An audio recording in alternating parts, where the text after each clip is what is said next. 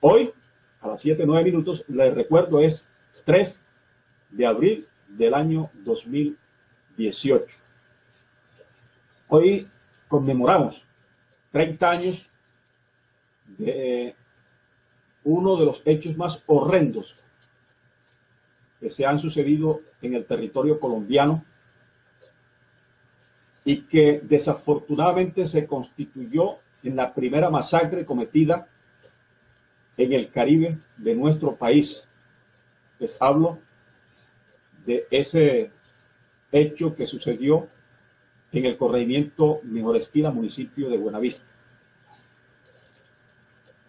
Este servidor, Álvaro Ortega Porto, fue el primer periodista en llegar al lugar de los hechos y por consiguiente fui el primer comunicador en darle la información no solo al país, sino al mundo entero de lo que había ocurrido en el corregimiento Mejor Esquina. Eso lo hice en mi condición de director de noticias de Emisora Ideal de Planeta Rica, que en ese entonces era filial, como es hoy, de la cadena radial colombiana Caracol. Y a través de Caracol emitimos en las primeras horas del día la primera información de carácter nacional en un relato que hicimos de aproximadamente 15 minutos, que posteriormente reprodujo la BBC de Londres para todo el mundo. Lamentable un hecho como este, que se le atribuyó en su momento a los grupos de autodefensa liderados por Fidel Castaño Gil. Recuerdo que en horas de la noche del sábado de gloria del año 1988,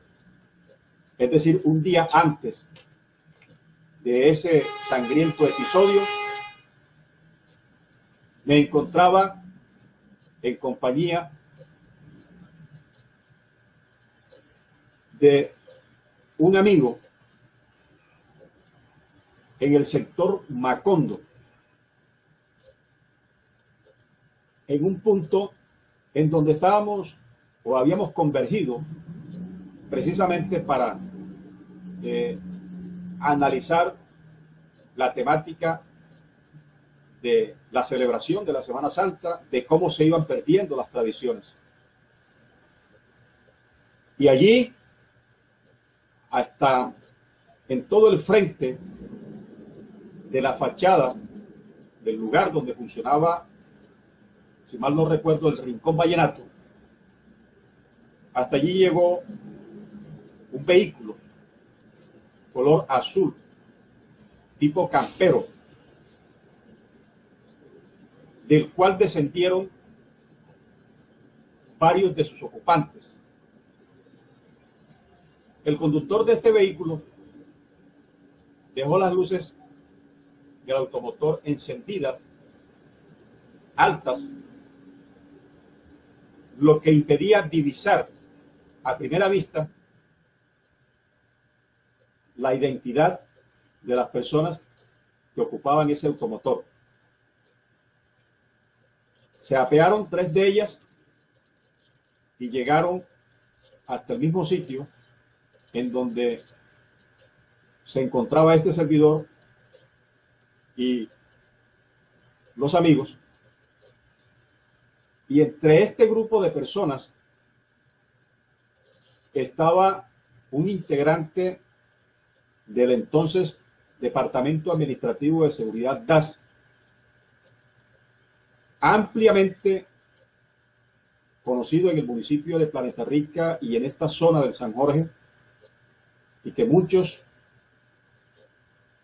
es posible que recuerden de apellido Bustamante, quien se dijo en su momento hacía parte del denominado grupo Los Magníficos, que sembraba el terror, el miedo y el pánico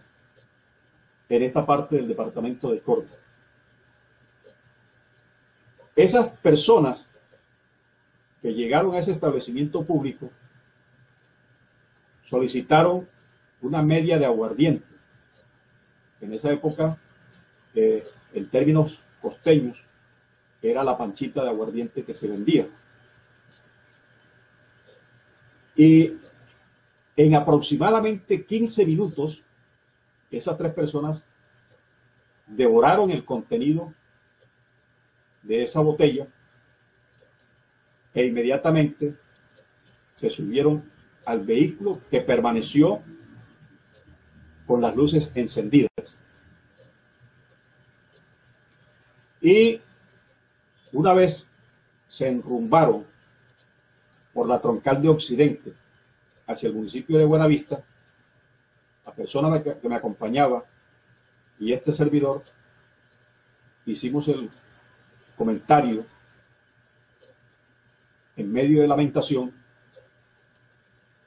y expresamos quiénes serán los muertos en esta oportunidad, porque ya había como que un sello de que cuando esta persona que vivía aquí en Planeta Rica, que estaba asignada a el DAS en Planeta Rica, salía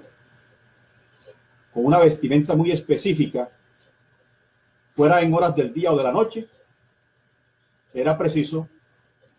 que había muerto en la jurisdicción. Luego de eso, nos enrumbamos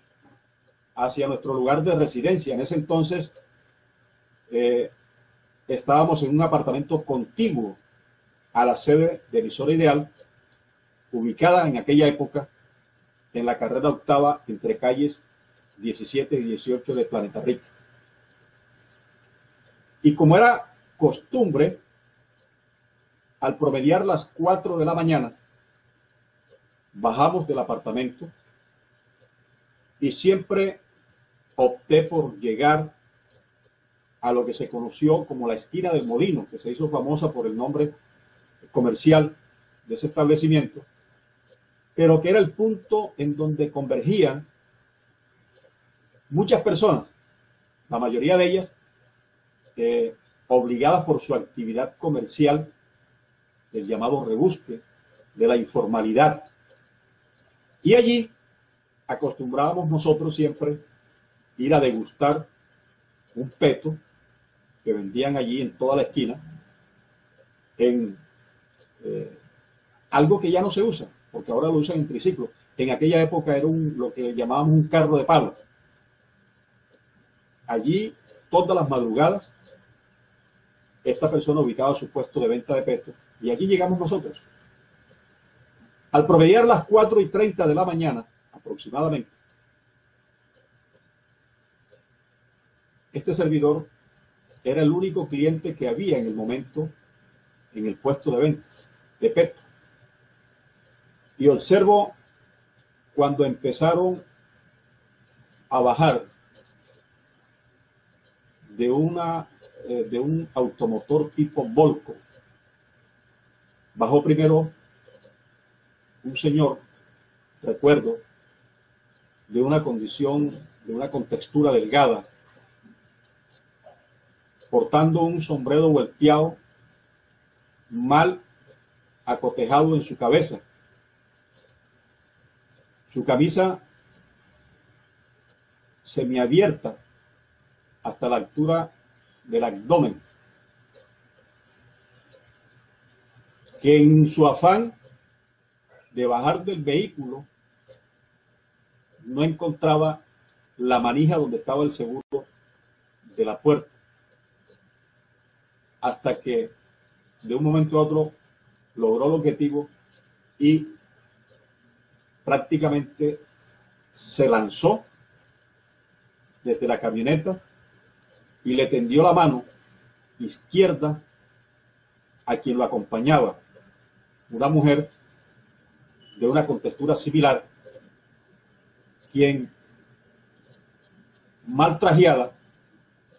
sacó de entre la cabina de ese automotor una caja de cartón pequeña, recuerdo, amarrada con una pita de fique, y con ellos descendió, si mal no estoy, una menor de aproximadamente 7 u 8 años en aquel entonces. Les estoy hablando del día 3 de abril del año 1988. Y se notó la preocupación, el desespero, pero también la desubicación de esas personas cuando descendieron del vehículo, y opté ante la circunstancia por acercármele y preguntarle qué ruta era la que iban a tomar, hacia dónde iban, porque realmente duraron como 5 minutos parado incluso en la mitad de la vía pública tratando de orientarse. A ello casi que ni me responden. Sin embargo, insistí y le dije: amigo, venga, le quiero colaborar. ¿Para dónde va? ¿A qué barrio va usted? ¿A quién busca? ¿De dónde viene? La señora que lo acompañaba, tímidamente y entre sollozos, dijo que venían de Mejor Esquina, en donde había sucedido un hecho horrible. Acto seguido, su compañero, con lágrimas en sus ojos, me dice: es que allá mataron a un poco de gente. Al escuchar esto, yo nuevamente interrogo y les pido un poco de detalle de la situación. Y es cuando me dicen que en el corregimiento Mejor Esquina habían matado muchas personas y que ellos salieron huyendo y que solo lograron sacar de su lugar de residencia lo que llevaban en una pequeña caja de cartón. Ante el desespero que ellos tenían, quizá por encontrarse con sus familiares en el municipio de Planeta Rica, les dije que los acompañaba hasta el parque principal para que cogieran un taxi. En esa época los taxis eran la moda a nivel de transporte urbano en Planeta Rica. Eso hice y les ayudé a ubicar un vehículo que los transportara, si mal no recuerdo, creo que al barrio San José, en donde se iban a encontrar con unos familiares, luego de haberme manifestado que no tenían la más mínima intención de volver a ese pueblo, así escuetamente. Cuando ya les hago el acompañamiento hasta el vehículo, llego al apartamento, llamo al director de la emisora y me apropio de mi libreta de apuntes e igualmente de una grabadora. Y empezamos entonces a hacer la gestión para inmediatamente trasladarnos a la vereda Mejor Esquina.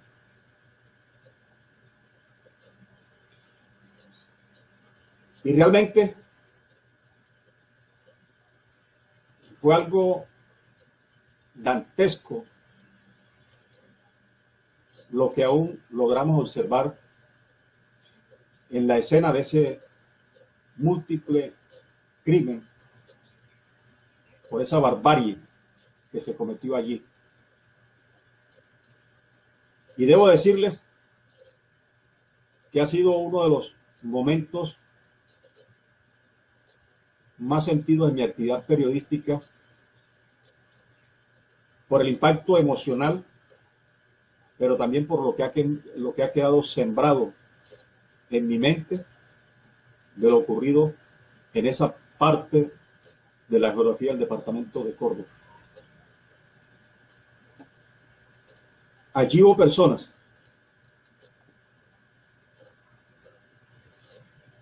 que fueron asesinadas de la manera más vil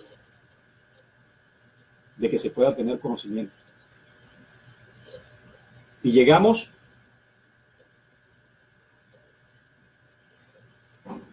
y vimos todo ese escenario dantesco, como la sangre manchaba una tierra que fuera del área donde estaba construida la casa donde se escenificó ese episodio, es una de las más productivas en esa región del departamento de Córdoba. Y empezamos en nuestro andar. Al llegar al corregimiento Nueva Estación, vimos cómo a bordo de unos camiones y de un volco bajaban cadáveres de personas que los estaban ubicando en las afueras del cementerio. Y seguimos nuestro recorrido y pudimos conocer de primera mano los testimonios de algunas de las personas que estuvieron en ese fatídico episodio y que por fortuna lograron salvar sus vidas adentrándose a la manigua, espesa por cierto, muy cerca al lugar de los hechos, que estaba además rodeado por una microcuenca, por un arroyo, que era el que luego de su cruce permitía avistar la casa en donde se escenificó esa fiesta popular llamada Fandango. Fandango que fue amenizado por la banda 3 de Mayo, organizado por el único docente que existía allí en ese corregimiento. Y ese 3 de abril, literalmente, se puede decir, los habitantes de Mejor Esquina, y particularmente los familiares de las víctimas, lloraron lágrimas de sangre. El grupo que cometió este acto, repito, era el denominado Los Magníficos, que llegaron en un grupo de aproximadamente 15 personas. Este grupo era comandado por Fidel Castaño Gil, en ese entonces jefe de las Autodefensas Unidas de Córdoba y Urabá. El mismo relato que se inició con uno de los dolientes de las víctimas me indicó que el primero en ser asesinado a sangre fría fue el profesor Tomás Berrío Wilches, quien luego de ser avisado que iban llegando unos visitantes, salió al encuentro, porque no era común que ya a esa hora de la noche llegaran personas a disfrutar de esa celebración que se había iniciado al promediar las 7 de la noche.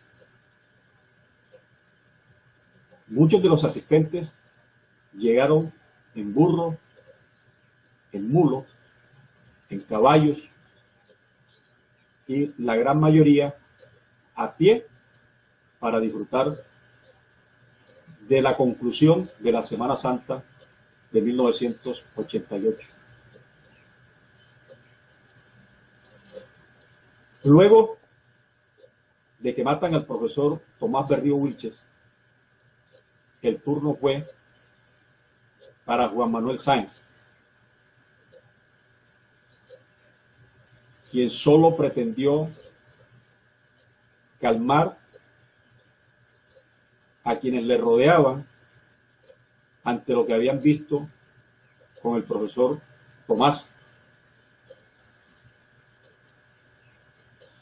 Pero a Juan Manuel le siguió Silvio Pérez,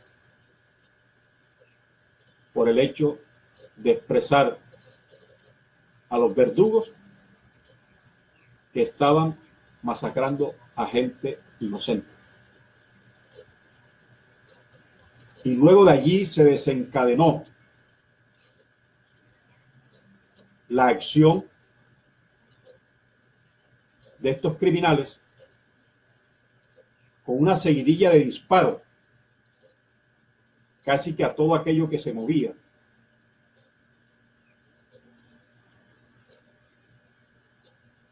Y también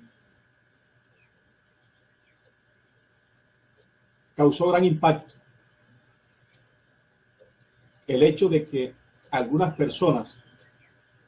fueron asesinadas cuando trataban de cruzar la cerca construida en madera y alambre con púas, que era lo que hacía la colindancia entre la casa habitada por los propietarios del predio y por el potrero que servía de pasto al ganado. Varios fueron asesinados por la espalda y sus cuerpos quedaron atravesados en la cerca. Es decir, les dispararon como cuando se están en actividades de cacería de animales. Así pasó con varios de los que allí se encontraban. Un panorama lúgubre, escalofriante. En mi caso particular, sin comparación alguna. Y lo digo por cuanto en la mayoría de los medios informativos, hablados, escritos, televisivos, en los que he prestado mis servicios, tanto en Córdoba como en otras zonas del país, me ha correspondido cubrir el área judicial, y nunca antes ni ahora después he observado un hecho como el que les estoy narrando. Y hoy se habla de 27 víctimas, de Tomás Berrío Wilches, de Eduardo José Mercado, de Cleto Martínez, Marcos Martínez, Benicio Benítez, Donaldo Benítez, Freddy Martínez, Sergio Tomás Rivero, Silvio Primitivo Pérez, Justo Ramón Nisperuza, Carlos Márquez Benítez, Pedro Pablo Márquez Benítez, José Guerra, Oscar Sierra Martínez, Domingo Sáenz, Atanasio Sáenz, Silverio Sáenz, José Manuel Sáenz, Jaime Hoyos, Juan El Mono Bertel, Juan Acevedo, Luis Sierra, Rogelio Montañez, Silvio Melendres, William Barragán, Carmen Avilés Barragán y una persona conocida como El Mono Ensucho. Pero realmente, hasta hoy, aparte de esas 27 personas, se desconoce la suerte que hayan podido correr otras personas que salieron despavoridas del lugar de los hechos. Algunos heridos fueron remitidos al Hospital San Nicolás de Planeta Rica, en donde recibieron la atención médica primaria Otros fueron trasladados hasta la ciudad de Montería precisamente por su condición de gravedad. Pero en el momento mismo, luego de sucedido el hecho, se contabilizaban aproximadamente 45 personas víctimas de este suceso.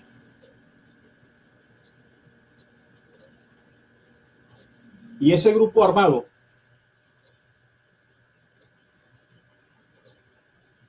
¿cuál era su objetivo? De acuerdo a lo que se ha ido conociendo, el grupo armado estaba en busca de Rafael Pastrana Martínez. Con ese nombre es posible que casi muchos no lo distingan, no lo conozcan y no lo recuerden, excepto aquellos que sean contemporáneos o que fueron amigos o discípulos de él. Era conocido más popularmente como el viejo Rafa o Mochilaguapa, en su condición de comandante del Ejército Popular de Liberación EPL, que en ese entonces era el grupo subversivo que tenía amplia influencia en una vasta zona del sur del departamento de Córdoba, incluido el territorio que hoy conforma la subregión del San Jorge.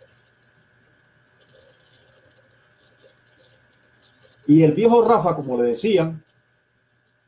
sí estuvo allí en ese lugar. Pero su anillo de seguridad y de inteligencia,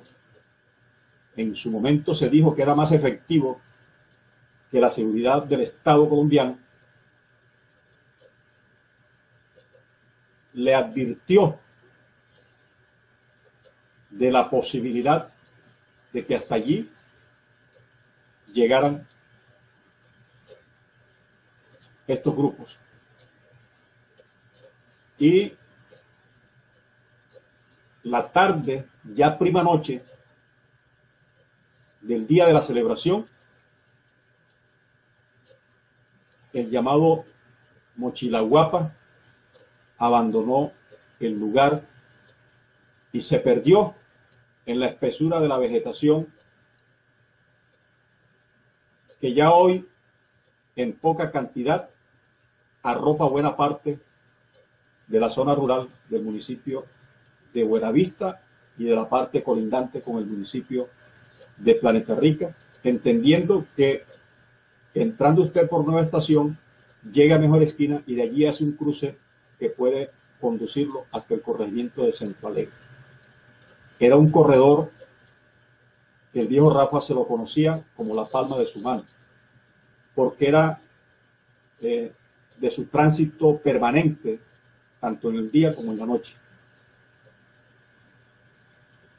Pero cuando los criminales empiezan a preguntar por esta figura de la subversión, la gente respondió con la verdad y era que no se encontraba allí. Y por aquella época la comunidad estaba en lo que se llama dos aguas, porque de un lado llegaba el ejército y por el otro llegaban estos grupos al margen de la ley, entre la espada y la pared, como dirían otros.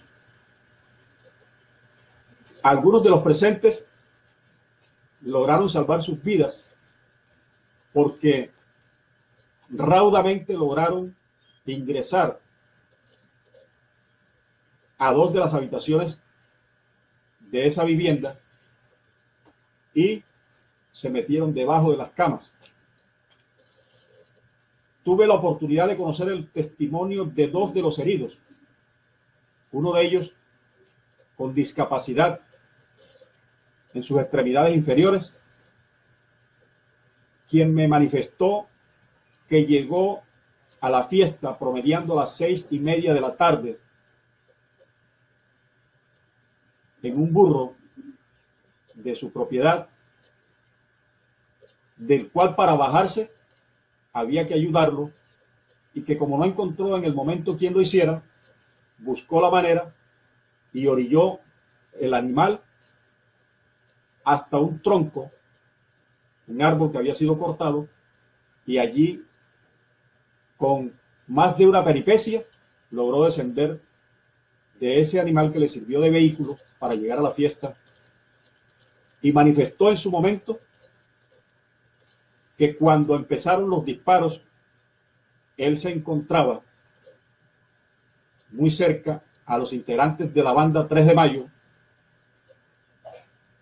y en ese momento fue impactado por una bala en su cabeza que no logró penetrar su cráneo y quedó tendido en el piso. Y se le acercó uno de los criminales y lo pateó para verificar si estaba muerto. Manifestó el testimonio que se hizo precisamente el muerto para evitar que lo remataran, porque esa era la intención de la persona que llegó a verificar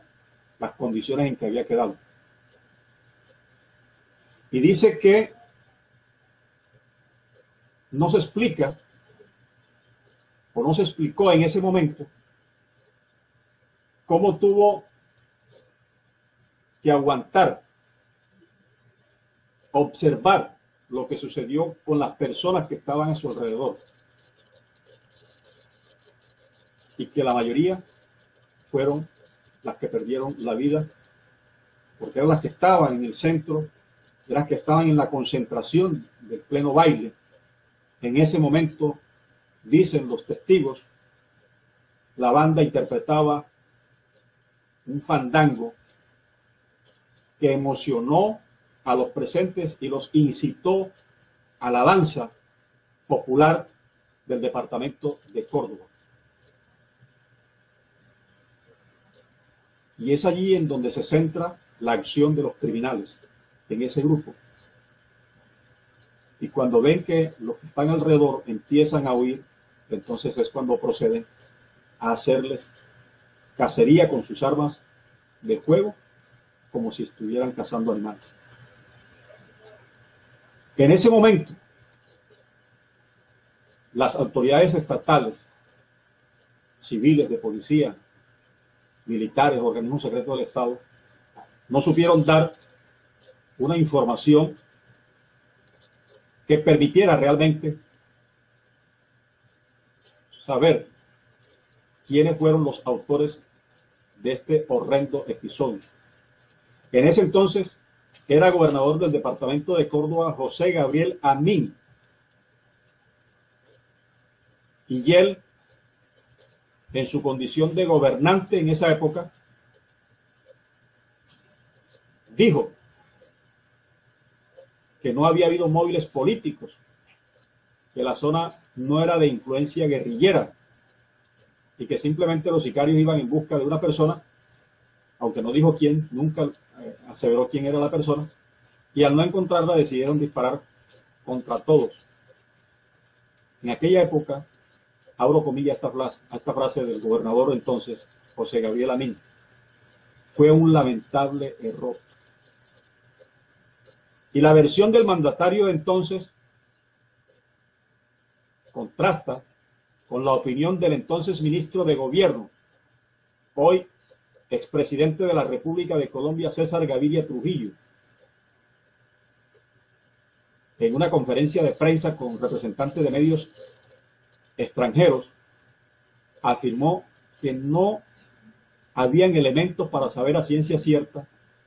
qué fue lo que pasó. Y de acuerdo con el ministro de entonces, habían dos explicaciones. Una, que los campesinos fueron masacrados por el hecho de servir de apoyo a los guerrilleros del Ejército Popular de Liberación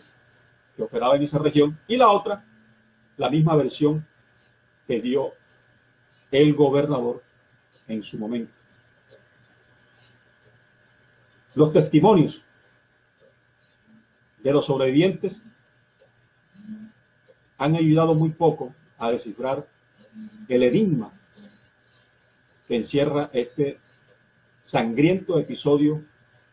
brutal acto cometido en el corregimiento de Mejor Esquina. Y luego, un tiempo después, entonces se atribuyó este hecho por parte del director del Departamento Administrativo de Seguridad DAS, Miguel Alfredo Maza Márquez, a Fidel Castaño Gil y al narcotraficante César Cura como autores intelectuales de estos crímenes. Sin embargo, a finales de 1988, el juez segundo especializado de Montería, al que le correspondió la investigación, absolvió a 8 personas implicadas en el hecho. Hasta hoy,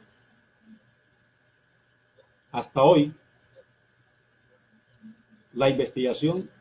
por esta masacre ha quedado en la impunidad. No sin antes recordarles que en el año 2012, el Tribunal de Justicia y Paz de la ciudad de Medellín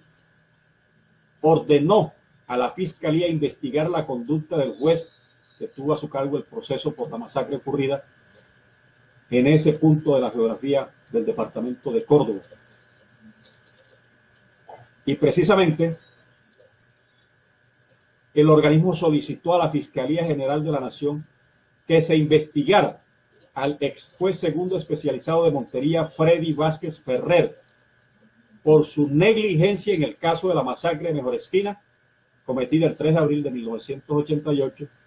y que cobró la vida de 27 personas, entre ellas varias mujeres y menores de edad. Al día siguiente, es decir, ya 2 días después de la masacre, recuerdo que llegó al lugar de los hechos a hacer el reconocimiento el general Landazábal Reyes, que era el comandante de las fuerzas militares de ese entonces en Colombia, e hizo un semiaterrizaje a bordo de un helicóptero militar y con su bastón de mando, su uniforme con todas sus estrellas, caminó el área que unas horas antes había sido la pose de las decenas de cadáveres que originó esta incursión armada en el corregimiento de Mejor Esquina. Y hay muchos detalles por contar, hay mucha parte de esta historia que la inmensa mayoría de los colombianos desconoce, y se ha escrito mucho en los medios de comunicación, se han hecho libros, pero faltan muchos detalles, repito, por contar y para que las nuevas generaciones conozcan. Este servidor aún conserva no solamente el testimonio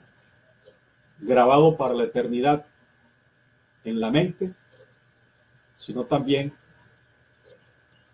algunos de los testimonios gráficos de voz e impresos que se pudieron captar en ese momento, porque luego de ese reconocimiento que hicimos en el área en donde se registró la masacre, retornamos al Hospital San Nicolás de Planeta Rica para indagar sobre las personas heridas, las condiciones de salud en que se encontraban. Y recuerdo que prácticamente este servidor se constituyó o se convirtió en una agencia de noticias, porque tuvimos llamadas de todos los medios de comunicación de este país y algunos internacionales a través de los teléfonos fijos de Emisora Ideal, e incluso en última instancia me ubicaba en el Hospital San Nicolás de Planeta Rica. y contribuimos también a que el mundo conociera y supiera lo que había pasado en el corregimiento de Mejorespina, en el municipio de Buenavista. Que el mundo escuchara a través de los testimonios el sonido de las balas que habían acabado con decenas de vidas humanas. Que el mundo entendiera la situación que en ese momento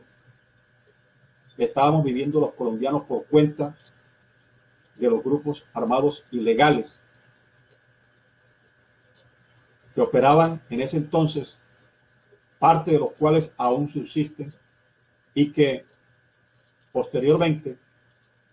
se ha logrado saber que en muchos de los casos actuaban en complicidad con agentes del Estado. Todo ello nos permitió decirle al mundo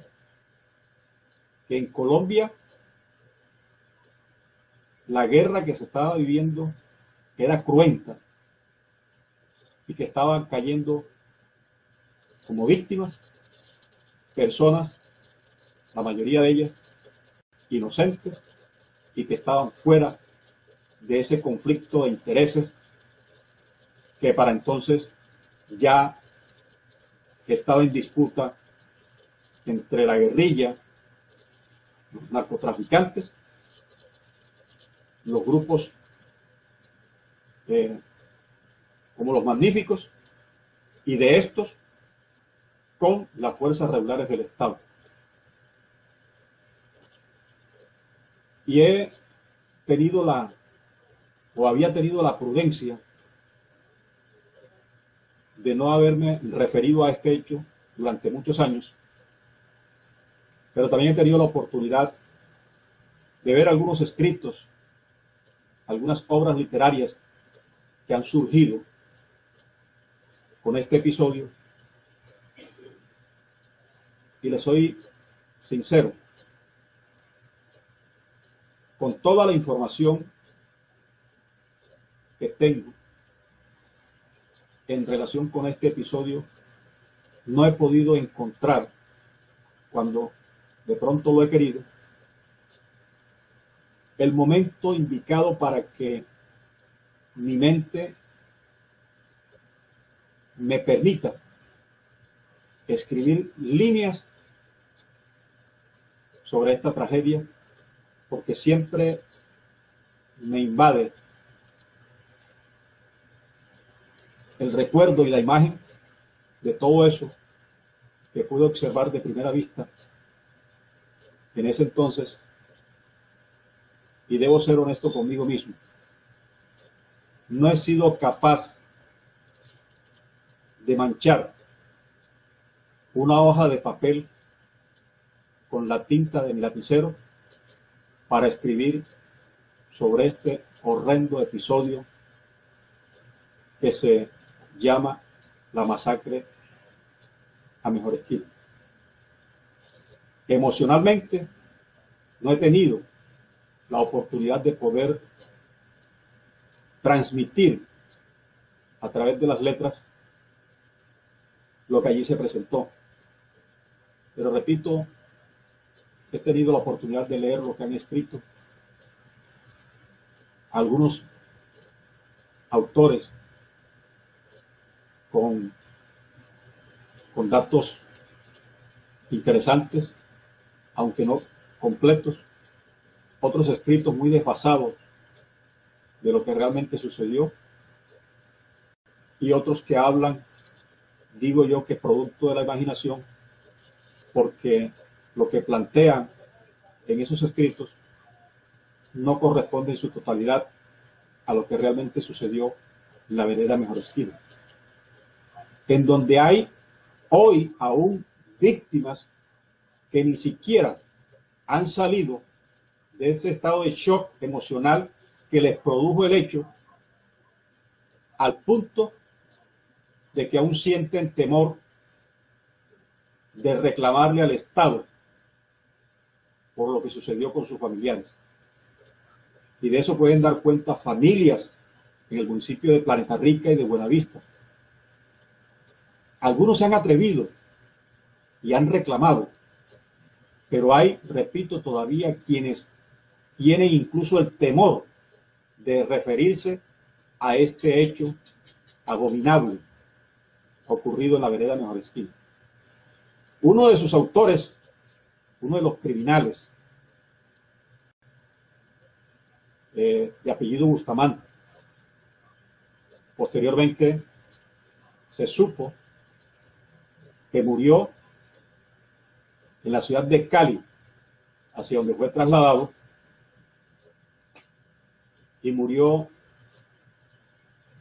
en plena vía pública. Del resto de los integrantes del grupo Los Magníficos no se ha vuelto a saber absolutamente nada, como tampoco se conocen resultados de la investigación que permitan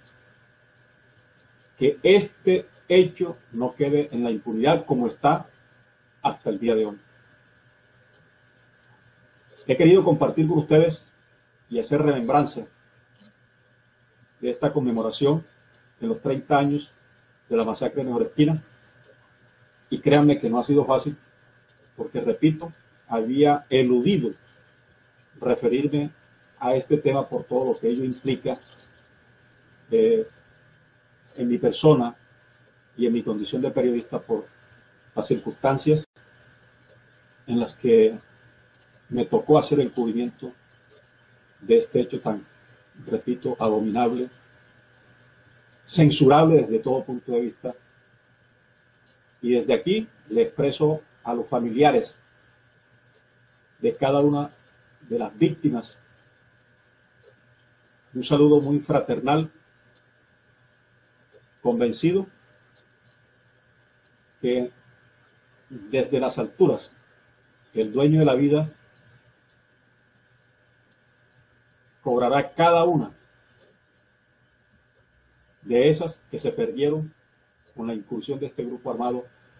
al margen de la ley. Les pido a ustedes, amables televidentes, disculpas por extendernos un poco en esta parte final del relator Noticias de la Mañana, porque quise compartir con ustedes esto que hasta hoy era